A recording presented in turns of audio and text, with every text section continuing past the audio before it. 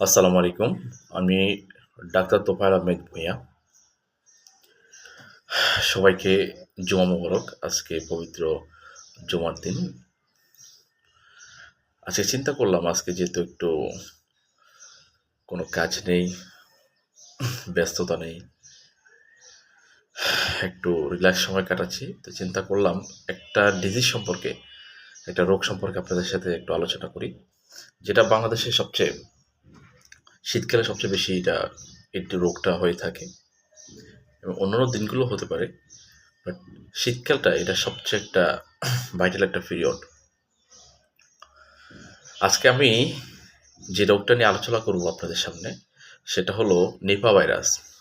আপনারা হয়তো অনেকেই নিপা ভাইরাস সম্পর্কে জানেন বা এটা অনেকে হয়তো জানেন না। আশা করি আজকে এই পুরো ভিডিওর মাধ্যমে আপনারা নিপা ভাইরাস সম্পর্কে একটু সচেতনতা অবলম্বন করতে পারবেন। নিপা ভাইরাস এটা এক ধরনের ভাইরাস। এটা মেডিকেলিও আমরা একটা আরএনএ ভাইরাস বলে থাকি।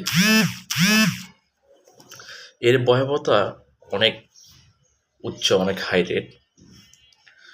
1998 সালে সর্বপ্রথম নিপা ভাইরাসটা শনাক্ত করা হয় মালয়েশিয়া এবং সিঙ্গাপুরে। মালয়েশিয়ার সুঙ্গাই নিপা নামে একটা গ্রাম আছে। ওই গ্রামের নাম প্রথম ওই গ্রাম থেকে ওই নিপা ভাইরাসের সূত্রপাত হয়। এই জন্য ওই গ্রামের নাম অনুসারে নিপা ভাইরাসটা নামকরণ করা হয়।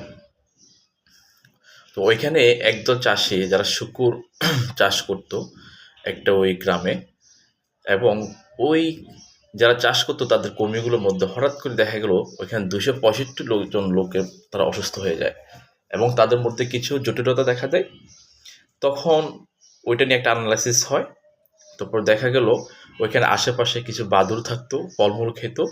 ওই ফলমূলগুলো তারা আদা খেয়ে ফেলে দিত বাদুড়গুলা, এবং হয়তো ওই ফলমূল খেয়ে তাদের প্রস্রাব টস্রাব এগুলো করতো আর কি। যার কারণে শুকুরের মাধ্যমে সেটা দেন মানুষের মাধ্যমে এটা একটা প্রবাহিত হলো আর কি। দেন 2001 সালে বাংলাদেশের মেহেরপুর জেলায় সর্বপ্রথম নিপা ভাইরাসটা শনাক্ত করা হয় এবং ওই গ্রামের দেখা গেল শীতকাল সময়ে যারা খেজুর রস খাচ্ছে তারা সবাই অসুস্থ হয়ে যাচ্ছে, এবং তাদের মধ্যে অনেকেরই কিছু কিছু লক্ষণ দেখা যায়। তার মধ্যে দেখেন নিপা ভাইরাসের লক্ষণগুলো, তার মধ্যে হলো তীব্র মাথা ব্যথা হবে, জ্বর হবে 101 ডিগ্রি ফারেনহাইট, এবং শরীরে অনেক ব্যথা হবে, জয়েন্টে ব্যথা হবে, বমি হবে। তারপরে রোগীগুলোর মধ্যে হলো আপনার কিছু ডিসঅরিয়েন্টেশন হয়ে যাবে, ড্রাউজিনেস হবে, এবং 2-3 দিনের মধ্যে তার অনেকে অজ্ঞান হয়ে যায়। এবং এই নিপা ভাইরাসটা আমাদের বডির 2টা সিস্টেমকে সবচেয়ে বেশি ইনভলভ হয়, যেটাকে আমরা বলি নার্ভাস সিস্টেম, আরটা হলো আমাদের রেসপিরেটরি সিস্টেম, মানে মস্তিষ্কের সংক্রমণটা বেশি ঘটায়, আরেকটা হলো আমাদের ফুসফুসে সংক্রমণটা বেশি ঘটায়। তখন ওই মেহেরপুর জেলা যখন দেখা গেল সবাই খেজুর রস খেয়ে অসুস্থ হয়ে যাচ্ছে, তখন এটা নিয়ে একটা বাংলাদেশে একটা টনক পড়ে যায়। তখন আইসিডিডিআরবি থেকে একটা পাবলিক হেলথের একটা টিম ওই এলাকায় যায়। তারা একটা অ্যানালাইসিস করে কেন নিপা ভাইরাস, কেন খেজুর রস খেয়ে মানুষ অসুস্থ হয়ে যাচ্ছে। তখন খেজুর রসটা যেখান থেকে কালেকশন করা হতো ওই গাছের যে হাড়ি থেকে, হাড়ির আশেপাশে কিছু ক্যামেরা তারা ফিট করে দেয়, এবং ওই ভিডিও ফুটেজে তারা দেখলো মধ্যরাতে যে বাদুড় ওই খেজুরের যে এখান থেকে খেজুর রসটা কালেক্ট করা হয় ওই হাড়ির পাতিলের মুখে, তারা কি করতো ওইখান থেকে খেজুর রসটা মুখ দিয়ে খেত, এবং বাদুড়ের যে লালাটা ওই খেজুর রসের হাড়িতে সেরে চলে যেত। এবং আরও দেখা যায় ভিডিও ফুটেজে ওই বাদুড় সেখানে আবার প্রস্রাবও করতো। দেখুন, তখন থেকে একটা অ্যানালাইসিস হয় এই যে মানুষ অসুস্থ হচ্ছে সেটার একমাত্র মূল কারণ হচ্ছে সেটা বাদুড়। এই ভাইরাসটা মূলত বাদুড় থেকে ছড়াচ্ছে। তো আমি আগেই বলছি নিপা এক ধরনের একটা ভাইরাস। ভাইরাস তো বোঝে নেই যেটা একজন থেকে অন্যদের মাধ্যমে ছড়ায়। তাহলে সর্বপ্রথম একটা বাদুড় থেকে তার মানুষে গেল, যার মানুষ থেকে মানুষে ছড়াবে। এটা এক ধরনের করোনার মতো একটা ডিজিজ। তাই এটা নিয়ে আমাদের অনেকেই সতর্কতা থাকতে হবে, অবশ্যই সচেতন হতে হবে। তাহলে বাদুড় থেকে আমরা মুক্তির উপায়টা কী, বা নিপা ভাইরাস থেকে আমাদের মুক্ত উপায়টা কী?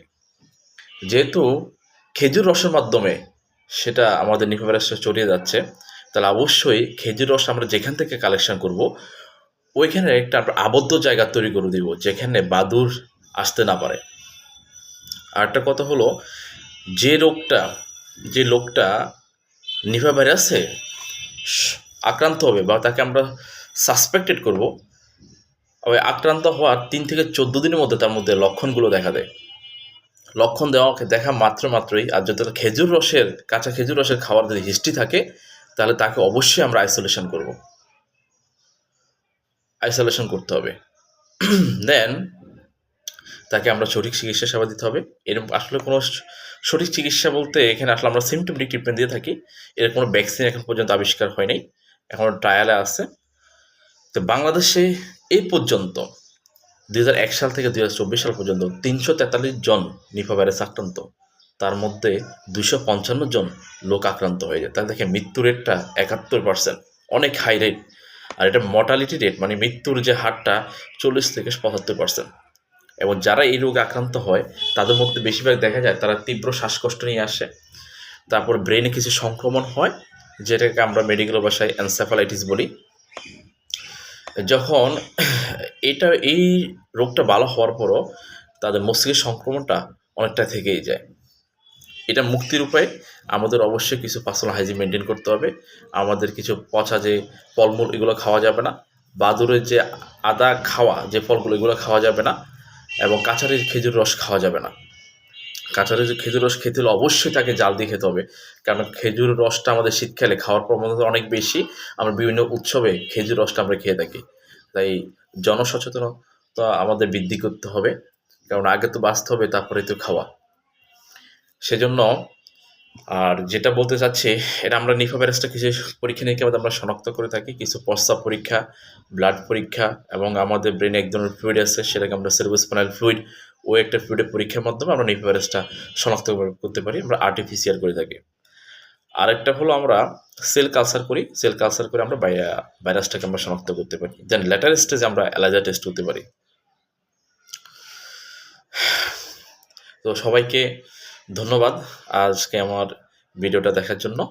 আর সবাই আমার নতুন যে ফেসবুক পেজ আছে সবাই আমাকে লাইক, কমেন্ট, শেয়ার করে আমাকে সহযোগিতা করবেন, যেন প্রতিদিন না হলেও মানে অন্তত 1 সপ্তাহ